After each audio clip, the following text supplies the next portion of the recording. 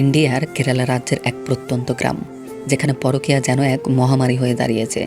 পরিস্থিতি এমন যে স্বামী ঘরে ফিরতে একটু দেরি করলেই স্ত্রীরা পাশের বাড়ির পুরুষের সাথে সম্পর্কে জড়িয়ে পড়তে দ্বিধা করে না।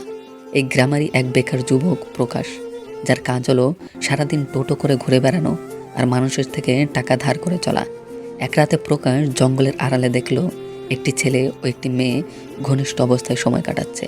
ছেলেটি হলো গ্রামের মশলা কলের মালিক বিনোদ, কিন্তু মেয়েটিকে তা জানার জন্য সবাই মিলে যে প্ল্যানটি করে, যে মাস্টার প্ল্যান করে, তা জানলে তুমি অবাক হবে।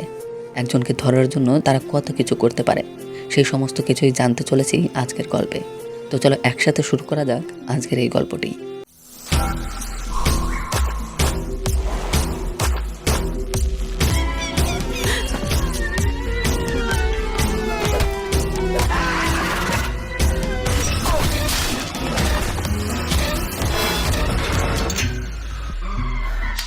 এই গ্রামেরই এক বেকার যুবক প্রকাশ, যার কাজ হলো সারাদিন টোটো করে ঘুরে বেড়ানো আর মানুষের থেকে টাকা ধার করে চলা।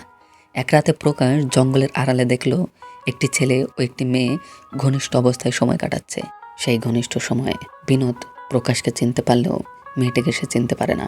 অন্ধকারের মাঝে ফেস দেখা না গেলেও প্রকাশ দেখল মেয়েটি পাশেই মাধব আঙ্কেলের বাড়িতে ঢুকে গেল। মাধব আঙ্কেলের ঘরে যুবতী বলতে শুধুই তার বড় ছেলের বউ নির্মলা। সকালে এই খবর নিয়ে প্রকাশ ছুটে যায় গ্রামের একমাত্র দর্জি ভেনুর কাছে।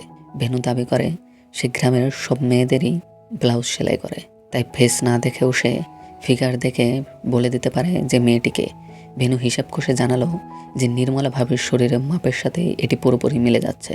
নির্মলার স্বামী মুকন্দন শহরে রাজমিস্ত্রির কাজ করে। তার ছোট ভাই মুরালি খবরটি শুনেই শহর থেকে ছুটে আসে। মুরালি খুব জেদি আর বুদ্ধিমান একজন মানুষ। সে তার বন্ধু নীতিশকে সাথে নিয়ে একটি ভয়ঙ্কর পরিকল্পনা সাজায়। তার একটি বড় কাগজে পুরো এলাকার ম্যাপ আঁকে, যাকে বলে ব্লু প্রিন্ট। মুরালি তার বড় ভাইকে জানায় যে নির্মলা ভাবি বিনোদের সাথে নষ্টামি করেছে। প্রথমে মুকুন্দন বিশ্বাস করতে না চাইলেও পরে সেও রাগে ফেটে পড়ে। তার সিদ্ধান্ত নেয় চোরের মতো ধরে মারলে হবে না, বরং পুরো গ্রামের সামনে হাতে নাতে ধরে তাদের অপমান করতে হবে। সবার সামনে উচিত শিক্ষা দিতে হবে তাদের। এই পরিকল্পনা করেই বড় ভাইও গ্রামে ফিরে আসে। অন্যদিকে তাদের বাবাও শহর থেকে সমস্তটা জানার জন্য আগ্রহী হয়ে বসে থাকে। মুকুন্দন বাড়ি ফিরে নির্মলার সাথে স্বাভাবিক থাকার অভিনয় করে। নির্মলা তার স্বামীর জন্য শখ করে চা নিয়ে আসে, যত্ন করে কথা বলে। কিন্তু মুকুন্দনের মনে তখন বিষ। সে ভাবে এই শরীরে নিশ্চয়ই বিনোদের হাত পড়েছে। এমনকি তার নিজের মেয়ে মিনুর কোকড়ানো চুল দেখেও সে সন্দেহ করে বসে, কারণ তাদের কারোতে এরকম চুল নেই। এটি কি আদেও তারই সন্তান, নাকি অন্য কারো? অন্যদিকে মুরারি তার পুরো বাহিনীর জন্য শহর থেকে কালো পোশাক আনিয়ে নেয়, কারণ রাতের বেলায় এই পোশাকই তাদের আসল আবরণ। তাদের এই মিশনে যুক্ত হয় প্রতিবেশী মহেশ, যে সারাদিন নিজের বউ আর বোনের ওপরে নজরদারি করে। তাদের ওপরে সবসময় নির্দেশনামা জারি করতে থাকে। এবং মুরালির বোন রিমা, সেও তার ভাবির কেলেঙ্কারি দেখতে চাইছিল। পরিকল্পনা অনুযায়ী মুরালি আর মুকুন্দন বাড়ি থেকে বেরিয়ে যাওয়ার নাটক করে এবং এরপরেই তারা লুকিয়ে পড়ে সেই জঙ্গলে।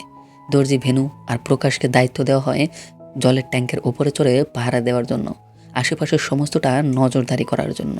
এরপরেই ধীরে ধীরে রাত গভীর হয়। টিভিতে মহিলাদের প্রিয় সিরিয়াল পঞ্চমী শেষ হওয়ার সাথে সাথেই গ্রামের সব লাইট বন্ধ হয়ে যায়। প্রতিদিনের নিয়ম, সিরিয়াল নষ্ট হওয়ার কিছুক্ষণের মধ্যেই নির্মলা ভাবির ঘরে লাইট জ্বলে উঠবে। এরই 20 সেকেন্ড পরে বন্ধ হয়ে যাবে। আবারও লাইট জ্বলবে, তখনই বিনোদ সেই জঙ্গলে ভেতর প্রবেশ করবে। আর তার 20 সেকেন্ড পরে সেই মেয়েটিও সেখানে আসবে। আজকেও ঠিক তেমনটাই হয়। কিছুক্ষণ পরেই নির্মলাদের বাথরুমের আলো জ্বলে ওঠে, আর তখনই সেখানে প্রকাশদের বাড়ির কুকুর টাইগার আওয়াজ করতে শুরু করে।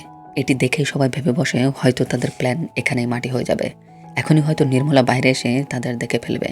নির্মলা সত্যি বাইরে এসে পর্যবেক্ষণ করে, কিন্তু সে কাউকেই খুঁজে পায় না। এরপরে ধীরে ধীরে মুরারি টাইগারের কাছে যায়। তাকে গিয়ে বলে, বাবা আর কিছুক্ষণ চুপ করে থাক, এরপরেই তুই যা চাইবি তাই হবে, যত পারিস তত আওয়াজ করিস। তারপর সত্যি টাইগার কিছুক্ষণের জন্য থেমে যায়, আর মুরারি আবারও এসে তার পজিশন নিয়ে নেয়। কিছুক্ষণ পরে সত্যি নির্মলাদের বাথরুমের আলো জ্বলে ওঠে, যা ছিল বিনোদের আসার সংকেত। দর্জি ভেনু ওপর থেকে সিগন্যাল দেয় যে বিনোদ আসছে। দেখা যায় বিনোদ দেওয়াল টপকে বাড়ির ভেতরে প্রবেশ করে। এরপরেই সেখানে মেয়েটিও আসে। তারা দুজনে একত্রিত হয়, আর এরপরেই তারা বাথরুমে প্রবেশ করে। মুরারি আর মুকুন্দনও বাঘের মতো ঝাঁপিয়ে পড়ে বাথরুমের দরজা বাইরে থেকে লক করে দেয়। মুরারি আনন্দে আত্মহারা হয়ে বলে, খেল খতম, এবার মেম্বার আর পুলিশ ডাকো। একে একে গ্রামের সবাই জমা হতে শুরু করে। মহেশও চিৎকার করে বলতে থাকে, আজকে বিনোদ আর ওই নষ্ট মেয়ের মুখোশ খুলে দেব। মুকুন্দনের বোন রিমাও আসে ভাবের অপমান চাক্ষুষ করতে। ঠিক যখন মেম্বারের উপস্থিতিতে বাথরুমের দরজা খোলা হবে, তখনই বাড়ির সদর দরজা দিয়ে নির্মলা আর তার শাশুড়ি বেরিয়ে আসে। সবার চোখ ছানা পড়া। নির্মলা যদি বাইরে থাকে, তবে বাথরুমে বিনোদের সাথে কে? এটি দেখার উৎসুকেই দরজা খোলা হয়। ভেতর থেকে মাথা নিচু করে বেরিয়ে আসে বিনোদ। আর তার পেছনে যে মেয়েটি বের হলো, তাকে দেখে মহেশ পাথরের মতো জমে গেল।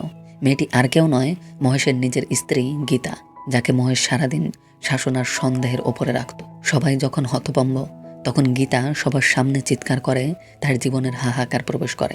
সে বলে, বিয়ের পর থেকে তুমি, অর্থাৎ মহেশ, কোনোদিনই আমার সাথে ভালোবাসার কথা বলোনি, আমার মনের খবর রাখোনি। বিনোদ আমাকে সম্মান করে, আমাকে সময় দেয়, আমার সুখ দুঃখে আমার পাশে থাকে, সে আমার সমস্ত কথা শোনে, তাই আমি তার কাছে যেতে চাই। গীতা কোনো লজ্জা না পেয়েই বিনোদের হাত ধরে সবার সামনে দিয়ে চলে যায়। সর্বশেষে যখন ভিড় পাতলা হয়, মুকুন্দন লজ্জিত হয়ে নির্মলার সামনে দাঁড়ায়। কিন্তু নির্মলার শাশুড়ি, অর্থাৎ মুকুন্দনের মা, মুকুন্দনকে কষে এক থাপ্পড় মারার নির্দেশ দেয় তার পুত্রবধূকে। কারণ সে এমনই কাজ করেছে, নিজের স্ত্রীর ওপরেই সে ভরসা হারিয়েছে। নির্মলাও তার স্বামীকে থাপ্পড় মেরে কান্নায় ভেঙে পড়ে, যেন তাকে মারায় ব্যথাটাও সে নিজেই পেয়েছে। এর আরও একটি কারণ হলো তার সাজানো সংসার সন্দেহের আগুনে পুড়ে ছাই হয়ে গিয়েছে। গল্পের শেষে দেখা যায় বাথরুমের ভেতরে আরও একটি সালোয়ার পরে আছে। দর্জি ভেনু যখন সেই সালোয়ারটির সাইজ দেখে, তখন প্রকাশ বলে ওঠে, ভেনু ভাই, এটা তো তোমার নিজের বউ যমুনার সালোয়ার না? অর্থাৎ ভেনু গ্রামের সব ভাবের ব্লাউজের মাপ জানলেও নিজের বউ যে কার সাথে বাথরুমে যায় সেই খবর তার কাছে ছিল না। সারা গ্রাম দেখতে গিয়ে নিজের ঘরের দিকে তাকাতেই ভুলে গিয়েছিল সে। এরই সাথে গল্পটি শেষ হয় একটি করুণ কিন্তু সত্য বাস্তবতার মধ্যে দিয়ে। যে সমাজ অন্যের চরিত্র নিয়ে ম্যাপ বানায়, তাদের নিজেদের ঘরেই সবচেয়ে বড় অগ্নিকাণ্ড ঘটে থাকে। যাই হোক, তোমাদের সাথে খুব শীঘ্রই দেখা হচ্ছে অন্য সুন্দর কোনো গল্পে। ততক্ষণের জন্য বাই অ্যান্ড টেক কেয়ার।